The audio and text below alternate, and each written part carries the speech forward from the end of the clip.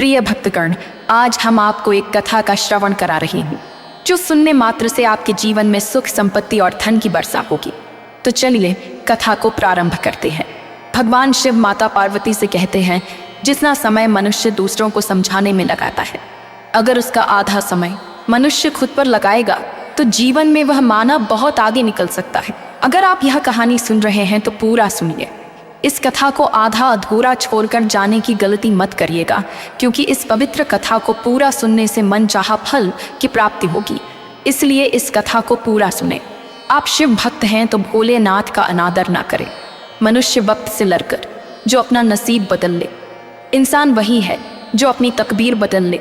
कल क्या होगा ये कभी न सोचो, क्या पता कल वक्त खुद अपनी तस्वीर बदल ले। जब तक मनुष्य को खुद की अहमियत नहीं पता होती, तब तक वह दूसरों की अहमियत को नहीं समझ सकता। इस दुनिया में दो प्रकार के इंसान होते हैं। पहला वह जो अपने काम पर पूरा भरोसा करते हैं, जो खुद पर पूरा विश्वास करते हैं, उन्हें खुद पर पूरा यकीन होता है और वे जानते हैं कि उनके अंदर ऐसी क्या खास बात है जिसके लिए लोग उन्हें जानते हैं। उनके अंदर ऐसा क्या हुनर है जो औरों से अलग है, जो सामान्य नहीं है। वहीं पर दूसरी तरह के लोग जो अपने आप को बहुत सामान्य समझते हैं, बहुत तुच्छ समझते हैं, जो अपने काम को, अपने किसी भी व्यापार या किसी भी प्रोफेशन को वो बहुत छोटा समझते हैं, सामान्य समझते हैं। ऐसे प्रकार के लोगों को हमेशा यही लगता है कि उनके अंदर ऐसी कोई ख़ास बात नहीं है, ऐसा कोई हुनर ही नहीं है जिससे लोग उन्हें जान सकें, उन्हें पहचान सकें, और ऐसे लोगों का आंकड़ा अत्यधिक है। फिर भगवान शिव माता पार्वती से कहते हैं, आज की जो कहानी मैं आपको सुनाने जा रहा हूँ, ये कहानी मानव को अपने ऊपर यकीन करना सिखा देगी, खुद के महत्व के बारे में सिखा देगी। बहुत समय पहले की बात है। एक छोटा सा गांव था। उस गांव में एक युवक रहता था जिसका नाम श्यामू था। श्यामू एक बड़े से व्यापारी के यहाँ नौकरी किया करता था, लेकिन उसे हमेशा यही लगता था कि वो तो एक मामूली सा काम कर रहा है। ये काम बहुत छोटा है, बहुत तुच्छ है। वह कभी भी अपने काम की इज्जत नहीं करता था। वह अपने महत्व के बारे में नहीं जानता था। जो भी कार्य वो करता उसे वो बहुत घटिया काम लगता था, और उसके मन में केवल एक ही विचार चलते थे कि मैं इस काम को कितनी जल्दी छोड़ दूँ और मैं खुद का व्यापार शुरू करूँ। लेकिन उसके घर पर उसके माता पिता, उसकी पत्नी और उसके 2 बच्चे थे, जिनकी जिम्मेदारियों के कारण वह इस नौकरी को छोड़ नहीं पा रहा था, क्योंकि उसके घर की सारी जिम्मेदारियाँ उसी के कंधों पर थीं। उसके घर में और कोई दूसरा कमाने वाला नहीं था, और यही कारण था कि वो अपनी इस नौकरी को छोड़ नहीं पा रहा था। लेकिन जब भी वह खाली होता, जब भी वह एकांत में बैठता, तो उसके मन में तरह तरह के विचार आते। आज नहीं तो कल मैं अपना व्यापार शुरू अवश्य करूँगा। यदि मैं व्यापार ना भी शुरू कर पाया तो एक छोटी सी दुकान खोल लूँगा, जिससे मेरा गुजर बसर अवश्य होने लगेगा और मेरे परिवार की जिम्मेदारियाँ भी पूरी होने लगेंगी। इसी प्रकार काम के बारे में तो कभी दूसरे काम के बारे में सोचा करता था। वो हमेशा सोचता, यदि मैं कुछ बड़ा काम करूँगा तभी लोग मेरी इज्जत करेंगे, तभी मेरा सम्मान करेंगे, अन्यथा लोग मुझे यूं ही नाकारा, नाकामयाब समझेंगे। इसलिए जब भी कोई रिश्तेदार, जब भी कोई सगा संबंधी उससे उसके काम के बारे में पूछता, बेटा क्या काम करते हो, तो वह अपने काम को छुपाने का प्रयास करता। वह उसे नज़र चुराता। वह मन ही मन यह सोचा करता, यदि मैंने अपनी छोटी सी नौकरी के बारे में बता दिया तो ये लोग मेरे बारे में क्या क्या सोचेंगे। इतनी अच्छी पढ़ाई लिखाई करके एक छोटी सी मामूली सी नौकरी कर रहा है, इससे अच्छा होता कि कोई काम न करता, घर पर बैठा होता। ये सब विचार उसके मन में चलता रहता। इसलिए जब भी उसे कोई ज़ोर ज़बरदस्ती करके ये पूछने का प्रयास करता कि क्या काम कर रहे हो, तो वह उनसे केवल एक ही बात कहता था, अभी तो मैं काम ढूंढ रहा हूँ, मैं काम की तलाश कर रहा हूँ, अभी तक मुझे कोई काम ही नहीं मिला। क्योंकि अपने मन में वह हमेशा एक ही बात सोचा करता था कि अपने काम के बारे में किसी को भी बताना सही नहीं रहेगा, अन्यथा लोग मेरा मजाक उड़ाएंगे, मेरे बारे में न जाने क्या क्या सोचेंगे, न जाने कैसे कैसी बातें करेंगे, जिससे इस समाज में मेरी इज्जत घट जाएगी और लोग मुझे ताने मारेंगे। वह तरह तरह के उलाहने देंगे। इसी प्रकार के विचार उसके मन में हमेशा चलते रहते थे, और वो हमेशा बहुत परेशान रहता था। कोई ना कोई ऐसा उपाय निकालने की कोशिश में लगा रहता था जिससे कि लोग उसका सम्मान करें, उसकी इज्जत करें, जिस कारण वो बहुत तनाव में रहने लगा था, बहुत चिंतित रहने लगा था। और जो नौकरी वो किया करता था, उस नौकरी में उसे अच्छा वेतन मिलता था, जिससे उसका, उसके पूरे परिवार का भरण पोषण बहुत आसानी से हो जाता था, लेकिन फिर भी वो अपने आप को बेकार समझता था, नाकारा नालायक समझता था, जिस कारण उसे रातों को नींद नहीं आती थी। वह बहुत चिंतित रहता, परेशान रहता। वो अपने आप को हमेशा फालतू समझता था। उसे लगता कि वो इस दुनिया में एक अकेला ऐसा इंसान है जो पूरी तरह से बेकार है, नालायक और निकम्मा है। कभी कभी तो उसके मन में आत्महत्या करने के विचार भी उत्पन्न होने लगता था, लेकिन जैसे तैसे वो खुद को मना लेता और अपने कामों में लग जाता। एक दिन की बातें हैं, श्यामू अपने मालिक के काम से कहीं बाहर जा रहा था। तभी रास्ते में उसे एक सन्यासी मिली। वह सन्यासी श्यामू से बड़ी विनम्रता से भिक्षा मांगता है। तब श्यामू उन सन्यासी से कहता है, हे महात्मा, आपके चेहरे पर अजीब सा तेज है, पर आपके मन में अजीब सी शांति महसूस हो रही है। आप बड़े दयालु मालूम पड़ते हैं। भला आजकल इस तरह से कौन बात करता है? जिसे देखो वह क्रोधित है, जिसे देखो वह ईर्ष्या करता है, जिसे देखो एक दूसरे से चुगली में लगा रहता है। कोई किसी की इज्जत नहीं करता, कोई किसी का सम्मान नहीं करता। लेकिन आपकी की वाणी ने एक ही पल में मेरा मन मोह लिया है। क्या आप कोई जादूगर है? श्यामू की ये बात सुनकर वह सन्यासी मुस्कुराने लगे। तब श्यामू उस सन्यासी से कहता है, हे महात्मा, आप क्यों मुस्कुरा रहे हैं? मैंने क्या कुछ गलत कह दिया? तभी वह सन्यासी कहते हैं, हर कोई दयालु है, हर कोई करुणा से भरा हुआ है, लेकिन वह खुद को नहीं जान पाता, वह खुद को समझ नहीं पाता, और यही कारण कि वह किसी का सम्मान भी नहीं करता है। तभी श्यामू खुद को संबोधित करते हुए कहता है, हे महात्मा, मैं सबकी मदद करना चाहता हूँ, मैं हमेशा दूसरों के काम आता हूँ। उसके बावजूद भी लोग मेरी इज्जत नहीं करते, मेरा सम्मान नहीं करते। ऐसा करना तो दूर, वो मुझसे ढंग से बात तक नहीं करते, उन्हें मेरी कोई कद्र नहीं, मुझसे कोई पूछता तक नहीं है। और ये सब देख देख कर मेरा मन आंसू से भर जाता है, और मेरे मन में तब ये विचार आता है कि मैं किसी काम का नहीं हूँ, मैं तो व्यर्थ में ही ये सारे काम कर रहा हूँ। एक छोटा सा काम जिसे मुझे नहीं करना चाहिए, जिस वजह से मेरे मन में कभी कभी उन सभी के प्रति ईर्ष्या भी उत्पन्न होने लगती है। हालांकि मैं उनका बुरा नहीं चाहता, मैं हमेशा दूसरों की मदद करना चाहता हूँ, लेकिन वो लोग कभी मेरी इज्जत नहीं करते, ना ही मेरा सम्मान करते हैं। कम से कम उन्हें एक बार मुझसे हंसकर बात तो करनी चाहिए, कम से कम उन्हें एक बार मेरा सम्मान तो करना चाहिए। उन लोगों को कम से कम एक बार ये दिखाना तो चाहिए कि वो मुझसे प्रेम करता है, मेरा सम्मान करता है, मेरी कद्र करता है। तभी वह सन्यासी श्यामू से कहते हैं, बंदे, क्या तुम्हें भी ऐसा प्रतीत होता है? मानो तुम बहुत छोटे हो, तुम अपने काम को छोटा मानते हो, तुम्हें हर चीज़ छोटी और अधूरी महसूस होती है। इस पर श्यामू कहता है, हाँ महात्मा, मुझे हर चीज़ छोटी महसूस होती है। मुझे लगता है कि ये कार्य मेरे लिए बहुत छोटा है, मुझे ये सब नहीं करना चाहिए। मुझे लगता है कि लोगों को मेरा मान सम्मान करना चाहिए, लेकिन वे लोग मेरी कदर तक नहीं करते। आगे श्यामू उस सन्यासी से कहता है, हे महात्मा, क्या ऐसा कोई उपाय है, क्या ऐसा कोई तरीका है जिससे लोग मेरी इज्जत करें, मेरा मान सम्मान करें, और इस समाज में मैं दूसरों के बीच, अपने परिवार के बीच अपनी महत्वता को बढ़ा सकूं? ऐसा कोई तो तरीका होगा, ऐसा कोई उपाय होगा। इस पर सन्यासी मुस्कुराने लगे और श्यामू को जवाब देते हुए कहते हैं, बंदे, जब तक तुम खुद को नहीं समझोगे, खुद को नहीं जानोगे और खुद का सम्मान करना नहीं सीखोगे, तब तक लोग तुम्हारी कदर नहीं करेंगे। जब तक तुम खुद को ही छोटा मानोगे, तब तक भला तुम्हें कोई दूसरा कैसे बड़ा मान सकता है। आगे वह सन्यासी श्यामू से कहते हैं, बंदे, अभी कुछ देर पहले मैंने तुमसे भिक्षा मांगी थी। ऐसा नहीं है कि हर द्वार से हमें भिक्षा मिल ही जाती है, कुछ द्वार पर तो हमें यूं ही खाली हाथ लौटना पड़ता है, लेकिन हमें जो कुछ भी मिलता है उसके लिए हमारे मन में धन्यवाद की भावना होती है। धन्यवाद का भाव होता है जिससे हम खुद को सम्मान दे पाते, दूसरों के प्रति प्रेम सिखा पाते हैं। किंतु जब तक हम खुद को कोसते रहेंगे, खुद को नीचा दिखाते रहेंगे, तब तक हम खुद से प्रेम नहीं करते। जब हम खुद की ही इज्जत नहीं करते, तो भला लोग हमारी इज्जत क्यों करेंगे? जब हम खुद से ही प्रेम नहीं कर सकते, तो लोग हमसे प्रेम क्यों करेंगे? तभी श्यामू उन सन्यासी की बात काटते हुए कहता है, परंतु हे महात्मा, मैं तो एक तुच्छ काम करता हूँ, और इस तुच्छ काम में मैं अपने आप को कैसे बड़ा मान सकता हूँ? इस छोटे से काम में मैं खुद को कैसे संतुष्ट कर सकता हूँ? मैं कैसे छोटे छोटे काम के लिए अपने मन को धन्यवाद का भाव पैदा कर सकता हूँ? भला यह सब कैसे संभव होगा अगर मैं अपने आप को पसंद न करता हूँ, अपने काम को पसंद न करता हूँ? तभी वह सन्यासी श्यामू से कहते हैं, बंदे, तुम सड़क पर बैठे उस भिखारी को देखते हो। उस पर रामू कहता है, हाँ महात्मा, मैं उसे देख पा रहा हूँ, फटे हाल दर दर भटकता हुआ। वह भिखारी कितना लाचार है जो उसे इस तरह से भीख मांगनी पड़ रही है। तभी सन्यासी कहते हैं, क्या तुम इससे अच्छे हालात में नहीं हो?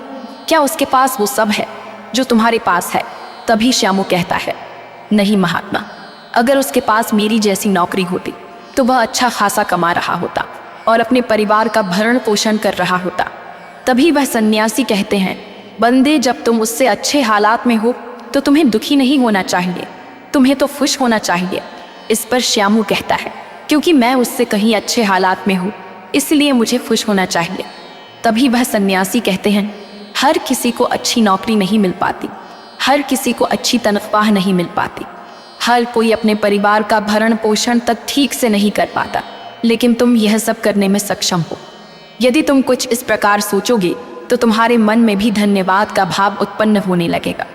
तुम्हारा ये शरीर स्वस्थ है, तुम जहाँ चाहो वहाँ जा सकते हो, जैसा चाहो वैसे काम कर सकते हो, तुम्हें किसी प्रकार की कोई चिंता नहीं, कोई फिक्र नहीं, लेकिन फिर भी तुम अपने आप को, अपने काम को तुच्छ समझते हो, छोटा समझते हो।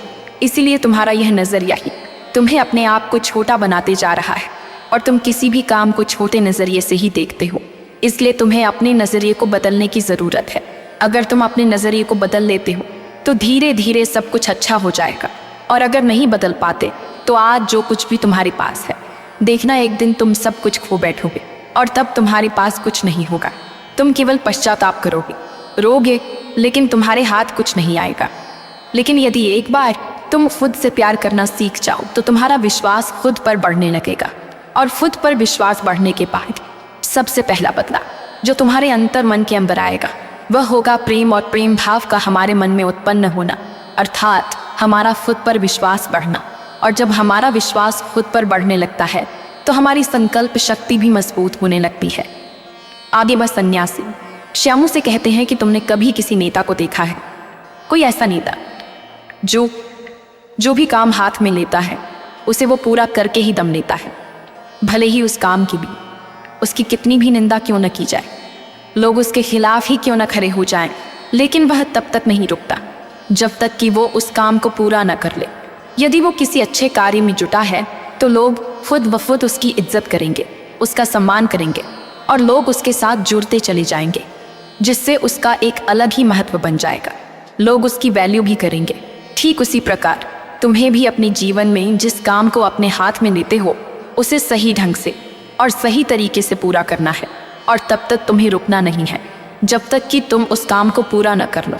यदि तुम ऐसा करते हो तो तुम्हें लोग देखेंगे, तुम पर ध्यान देंगे, और सब लोग इस बात से जानने लगेंगे कि व्यक्ति जो भी काम अपने हाथ में लेता है उसे पूरा करके ही दम लेता है, जिससे लोगों की नज़रों में तुम्हारा मान सम्मान, तुम्हारी वैल्यू बनने लगेगी, लोग तुम्हारी कदर भी करेंगे।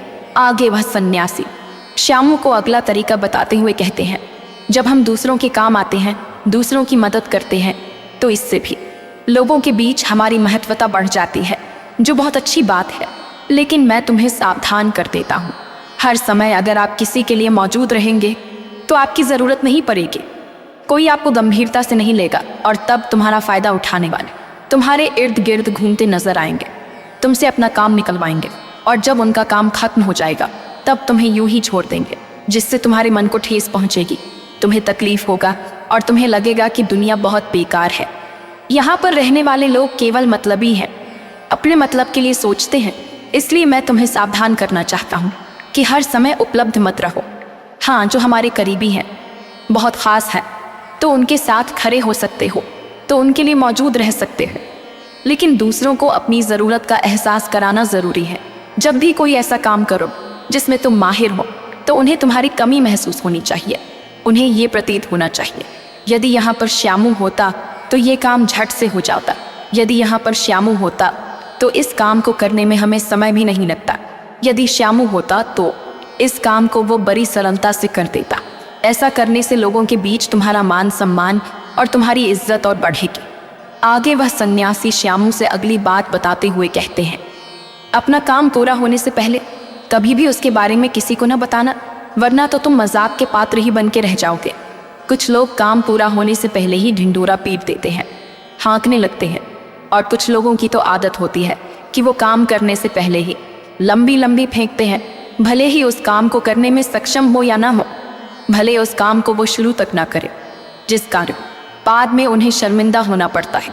लोग उनका मजाक बनाते हैं, उनकी निंदा करते हैं, और ऐसे लोगों को कोई गंभीरता से नहीं लेता, ना ही इनकी कोई इज्जत करता है, ना ही इनका कोई सम्मान करता है। क्योंकि तुम भी ऐसा करोगे तो तुम्हें भी कोई गंभीरता से नहीं लेगा। इसीलिए चुप रहकर अपने काम को निरंतर करते जाओ, और आपकी निरंतरता ही आपको अपनी लक्ष्य तक पहुंचा देगी। और जब एक दिन आप अपने लक्ष्य पर पहुंच जाओगे, उसके बाद लोगों को खुद पता चल जाएगा कि आपने क्या किया है। तब लोग आपकी इज्जत करेंगे, आपका सम्मान करेंगे। आगे वह सन्यासी श्यामू को अगला तरीका बताते हुए कहते हैं, अपने मन की झिझक को दूर करना सीखो। हम में से अधिकांश लोगों की आदत होती है कि वो दूसरों से बात करने में झिझकते हैं, या फिर उन्हें कोई नया काम दे दिया जाए, या फिर उन्हें कहीं जाने के लिए कह दिया जाए, तो उनके मन में जो आत्मविश्वास होता है वो बहुत कम होता है, जिस कारण को लोगों से बात करने में झिझकते हैं, डरते हैं, और इसी कारणवश वो अपने जीवन में कुछ नया और कुछ अलग नहीं कर पाते। यदि आपके मन में भी ऐसे ही झिझक है, ऐसे ही आत्मविश्वास की कमी है, तो आपको सबसे पहले तो इस झिझक से, अपने आत्मविश्वास की कमी से लड़ना होगा, इसका सामना करना होगा। फिर सन्यासी कहते हैं, जैसे कि मान लो यदि आपको किसी अनजान व्यक्ति से बात करने में झिझक होती है, तो आपको आज से जब भी कोई अनजान व्यक्ति मिले तो उससे ज़बरदस्ती बात करने का प्रयास करना चाहिए, बात करने का अभ्यास करना चाहिए। और अभ्यास करते करते एक दिन आप उनसे बेझिझक बात करने लग जाओगे। आप किसी भी अनजान व्यक्ति से धड़क बात कर पाएंगे, मानो ऐसा लगेगा ही नहीं कि आपने कभी उनसे मिला तक नहीं, और ये आपकी पहली मुलाकात है। और जब आपके अंदर ये आत्मविश्वास जग जाएगा या आत्मविश्वास बढ़ जाएगा, तो जब भी आप लोगों के सामने अपनी बात रखेंगे तो वह साफ और स्पष्ट तौर पर रख पाएंगे, जिससे लोगों को आपकी बात साफ और स्पष्ट तौर पर समझ में आएगी और लोग आपकी बातों से सहमत होंगे। आगे वह सन्यासी श्यामू को अगला तरीका बताते हुए कहते हैं, श्यामू मेरी एक बात याद रखना, तुम चाहे कितने भी भौतिक सुख पानो, लेकिन घमंड कभी न करना, क्योंकि घमंड की तलवार ऐसी है, इसकी धार इतनी तेज है कि कब तुम्हारी गर्दन कट जाएगी तुम्हें पता तक नहीं चल पाएगा। हम में से अधिकांश लोग उपलब्धियां हासिल करने के बाद कुछ लोगों को ये बुखार हो जाता है, कुछ लोगों को ये घमंड हो जाता है कि उनसे सर्वश्रेष्ठ और कोई है ही नहीं। वो जो कुछ कर रहे हैं वही सही है और बाकी जो कर रहे हैं वो गलत है। जैसी वो बातें करते हैं वो सही है, जैसे वो कपड़े पहनते हैं, जो वो काम करते हैं वो सब कुछ सही है और बाकी सब गलत है, जिस कारण आप लोगों की कदर करना भूल जाते हैं, लोगों की इज्जत करना भूल जाते हैं। आपके सामने यदि आपसे कोई अधिक जानता है, आपसे अधिक कोई उपलब्धि हासिल करने वाला व्यक्ति भी आपके सामने खड़ा हो, तो आप उससे कभी कुछ सीख नहीं सकते, बल्कि आप उसकी निंदा करेंगे, उसका अपमान करेंगे। इसलिए जब भी हम अपने जीवन में कोई नई उपलब्धियां हासिल करते हैं जो आसान नहीं होती, तो हमारे मन में यह घमंड भी पनपने लगता है। ऐसे समय पर हमें अपना निरीक्षण करते रहना चाहिए कि कोई उपलब्धि हासिल करने के बाद हमारे भीतर अहंकार तो नहीं भर रहा है, कहीं हम अपने नीचे ओहदे वाले व्यक्तियों से गलत तरीके से पेश तो नहीं आ रहे, कहीं हम अपनी बातों से किसी का अपमान तो नहीं कर रहे, किसी का मजाक तो नहीं उड़ा रहे हैं, किसी को छोटा तो नहीं समझ रहे हैं। इस बात का निरीक्षण आध्यात्मिक उन्नति के लिए बहुत ज़रूरी होता है, क्योंकि आध्यात्मिक उन्नति में हमारा अहंकार ही सबसे बड़ा रोड़ा होता है। आखिर में सन्यासी श्यामू से कहते हैं, हम सभी इस समाज में रहते हैं और ये समाज हमारे लिए ही बनाया गया है, इसलिए हमें इस समाज की मदद करनी चाहिए, इस समाज में रहने वाले लोगों की मदद करनी चाहिए, उनके सामने अच्छे से पेश आना चाहिए। ये सारी बातें समाज भी एक बहुत ही समझदार इंसान के तौर पर पेश करती है और लोग आपसे हमेशा जुड़े रहने का प्रयास करते हैं, क्योंकि उनके मन में जो प्रेम है, जो भाव है, आपके प्रति जो इज्जत है, वही उन्हें आपसे जोड़े रखता है, जिसे लोग आपका मान करते हैं, आपका सम्मान करते हैं, आपकी इज्जत करते हैं और लोग आपकी कदर भी करते हैं। इसलिए पहले खुद से प्रेम करना सीखो, अपने काम से प्रेम करो, अपने आप से प्रेम करो, धन्यवाद का भाव पैदा करो, क्योंकि हर कोई यहाँ पर आभारी है। ये समाज, ये दुनिया हमें केवल इस्तेमाल करने के लिए मिली है और हम हैं कि इस पर अपना हक मान लेते हैं और जैसे चाहे इसका इस्तेमाल करते हैं, लेकिन कभी आभार व्यक्त नहीं करते। आगे वह सन्यासी श्यामू से कहते हैं, आज से ही अपने आप को छोटा समझना भूल जाना, क्योंकि जब तक तुम खुद को छोटा समझोगे तब तक तुम हर चीज में निंदा ही करोगे, निंदा ही देखोगे और लोगों के प्रति ईर्ष्या का भाव भी रखोगे। इसलिए आज से अपने मन से ये भाव निकाल देना कि तुम छोटे हो और तुम एक तुच्छ काम कर रहे हो। जैसा कि मैंने तुम्हें पहले बताया, जितना तुम पा रहे हो, जो तुम कर रहे हो, ये बहुतों के नसीब में भी नहीं होता। इसलिए आज से ये भाव बदल कर उसकी जगह पर प्रेम का भाव उत्पन्न करो। इतना कहकर वह सन्यासी अपना भिक्षा लेकर वहां से आगे की ओर चल पड़े और श्यामू भी उन्हें प्रणाम करके अपने काम की ओर खुशी खुशी आगे बढ़ता गया। इतना कहकर भगवान शिव इस कहानी को समाप्त करते हैं।